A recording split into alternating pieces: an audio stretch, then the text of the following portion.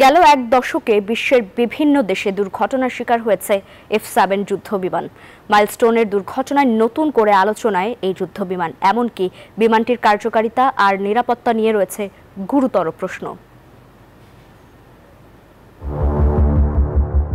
বাংলাদেশে ভয়াবহ বিমান দুর্ঘটনার পর নতুন করে আলোচনায় এয়ারফোর্সের বহুল ব্যবহৃত যুদ্ধবিমান F7 বিজেআই। চীনের তৈরি F7 যুদ্ধবিমান একসময় অনেক উন্নয়নশীল দেশের জন্য ছিল তুলনামূলক কম খরচে আকাশ প্রতিরক্ষার একটি সমাধান।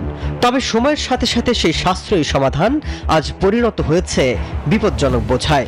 পাকিস্তান, বাংলাদেশ, নাইজেরিয়া, ইরান সহ আরও কয়েকটি দেশে ব্যবহার হওয়া এই বিমানটি এখন প্রায় দুর্ঘটনার শিরোনাম।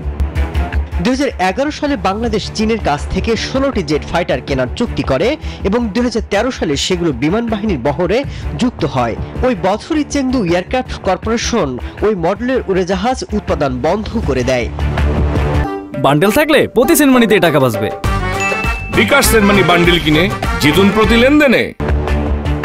গণমাধ্যমের বিভিন্ন তথ্য বলছে F7 এর বিভিন্ন দেশে এর আগে এই মডেলের বিমান বিধ্বস্ত হলেও সোমবারের দুর্ঘটনা বিশ্বের ইতিহাসে ভয়াবহ দুর্ঘটনার ঠাঁই করে নিয়েছে। বাংলাদেশে 2008 সালে টাঙ্গাইলে F7MB ভেঙে পড়ে, পাইলট নিহত হন। 2015 সালে বঙ্গোপসাগরে একটি F7 নিখোঁজ হয়। 2018 সালে F7BG বিধ্বস্ত হয়ে প্রাণ হারান একজন স্কোয়াড্রন লিডার। শুধু বাংলাদেশ নয়, পাকিস্তান, মিয়ানমার, চীন সহ অন্তত 8 দেশে এই বিমান দুর্ঘটনার শিকার হয়েছে।